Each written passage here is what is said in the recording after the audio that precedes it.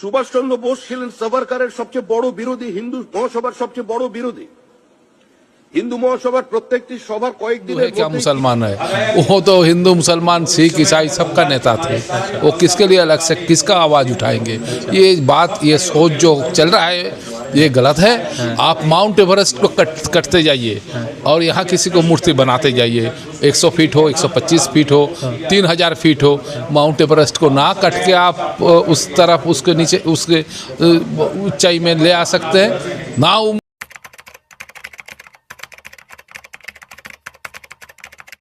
जिस पश्चिम बंगाल में सुभाष चंद्र बोस को गांधी जी से ज़्यादा सम्मान दिया जाता और गांधी जी से ज़्यादा उनको नेशनल हीरो माना जाता, उसी को लेकर पश्चिम बंगाल में एमपी और पश्चिम बंगाल भाजपा के अध्यक्ष शामिक भट्टाचार्य जी की तरफ से एक बयान सामने है, जिसमें उन्होंने कई कथाकथित तौर पर यह कहा कि सुभाष चंद्र बोस के खिलाफ अपशब्द का इस्तेमाल किया और ये भी कहा कि जब बांग्लादेश में हिंदुओं के खिलाफ जो है नरसंहार हो रहा था, हिंदुओं को मारा जा रहा था, तो सुभाष चंद्र बोस जो है श्यामा प्रसाद मुखर्जी के कहने पर भी हिंदुओं के लिए आवाज़ नहीं उठाए। एक दादा है, उनसे जानने की कोशिश करेंगे। सर, सबसे पहले क्या ये सही बात है कि सुभाष चंद्र बोस ने हिंदुओं के लिए आवाज़ नहीं उठाया जब बांग्लादेश में उनका जेनोसाइड हो रहा है? ऐसा शामिक भट्टाचार्य जो बीजेपी के यहाँ के अध्यक्ष वो कह रहे हैं। तो कौन, ये गलत है।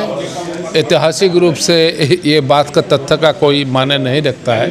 सन 1941 साल में सुभाष चंद्र बोस देश छोड़ के चले गए, हिंदुस्तान छोड़ के चले गए, और जो राइट हुआ था वो 45 के बाद हुआ था। तो ये सब बात का कोई तथ्य नहीं है। सुभाष चंद्र बोस हिंदू मुसलमान का नहीं है, वो देश का नेता थे। पूरा तमाम दुनिया में जो लोग आज़ादी के लिए लड़ाई लड़ते हैं उसी का नेता रहे।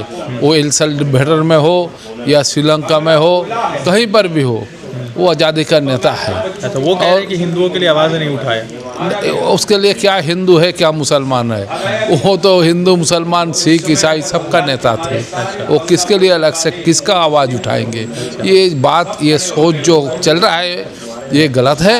आप माउंट एवरेस्ट को कटते जाइए और यहाँ किसी को मूर्ति बनाते जाइए।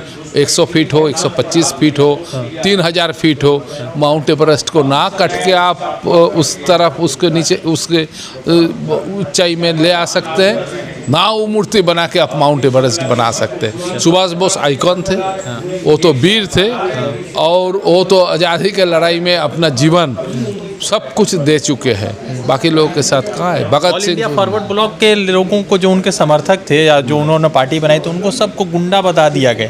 तो AI all India forward block ने कहा है कि शामिक भट्टाचार्य जी माफ़ी मांगे। नहीं, मैं ये सब माफ़ी में विश्वास नहीं रखता हूँ, क्योंकि जिसको जो कहना है वो राजनीतिक उद्देश्य से किया है। तो माफ़ी मांगने से तो वो उसका उद्देश्य ख़त्म नहीं हो जाएगा। तो राजनीतिक सोच विचार जिसका है उसका है। और बांग्ला के लोग, देश के लोग, हिंदुस्तान के लोग, और सुभाष चंद्र बोस का एक बड़ा इतिहास है। वो केवल बंगाल में तो सीमित नहीं है ना, वो जर्मनी में थे, फिर सिंगापुर गए, जापान गए, और एकमात्र एक राष्ट्र, एक व्यवस्था किए थे जो गवर्नमेंट इन एक्साइल। दोनों तब विश्व युद्ध हुआ था, वर्ल्ड वार 2 हिस्सों में। अगर जापान जर्मनी जीतते तो सुभाष चंद्र का देश का कहानी उल्टा होता। वो तो कोई बंगाल का नेता, कोई हिंदू का नेता, कोई राइट का नेता तो थे नहीं। वो तो हिटलर के साथ, मुसोलिनी के साथ, जापान के तोजो के साथ, ये सब के साथ बैठ के राजनीति करने वाले हैं। प्रसाद मुखर्जी को नेशनल बताया जा रहा, हालांकि उन्होंने ही डबल थ्योरी का सपोर्ट किया था, अंग्रेज़ों के समर्थन में कई बार उनके बयान है। और सुभाष चंद्र बोस के खिलाफ बयान जो है अब जो है बीजेपी की तरफ से चल रहा है कि वो एंटी हिंदू थे, एंटी मतलब के हिंदू थे। सुनिए, जो लोग हैं, श्यामा प्रसाद मुखर्जी या उस समय का जो इस टाइप के नेता जो जितना थे, वो टैक्टिकल नेता थे। अच्छा, टैक्टिकल लीडरशिप के मतलब आप वो इसी में राजनीति करते हैं, वो क्या कहते हैं, शतरंज में बैठ के आप राजनीति करते हैं। सफल हो गए। सुभाष चंद्र बोस कुर्बानी के नेता थे, कुर्बान दे दिए। तो नेता तो आते जाते, जो सत्ता हासिल हो गया उन लोगों को। सुभाष बोस का तो कोई सत्ता हासिल नहीं हुआ।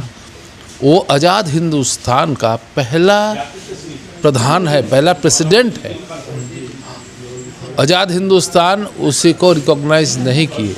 तो गवर्नमेंट इन एक्साइल, जो 9 देश उस गवर्नमेंट को रिकॉग्नाइज किए थे उस समय जब आज़ाद हिंद सरकार बनी थी।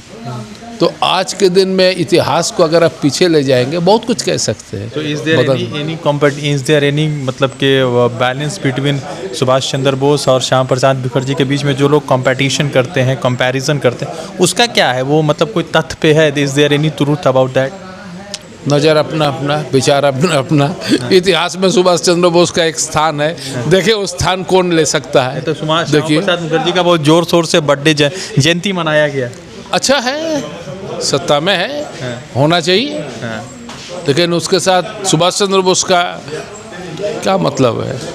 कोई कंपैरिजन नहीं। वो तो आइकॉन है, वो तो आइकॉन है, उसके साथ क्या मतलब? मैंने कहा ना, आप मूर्ति को जितना ऊंचा करिए, माउंट एवरेस्ट को तोड़ते भी जाए। चलिए दोनों का बड़ा बड़ी कब होता है देखें। हम भी तो कुछ दिन जिंदा रहेंगे, देखते हैं, हो सकता है। पश्चिम बंगाल में हम हैं। पश्चिम बंगाल बीजेपी के अध्यक्ष शामिक भट्टाचार्य जी की तरफ से एक बयान दिया गया जिसको ऑल इंडिया फॉरवर्ड ब्लॉक के लोग कह रहे हैं कि ये नेताजी का अपमान है, और उसके साथ साथ कई तरह के सवाल आ गए। उसी पर जो है एक साथी से बातचीत कर रहे थे। जुड़ते दूसरे अपडेट के साथ, धन्यवाद।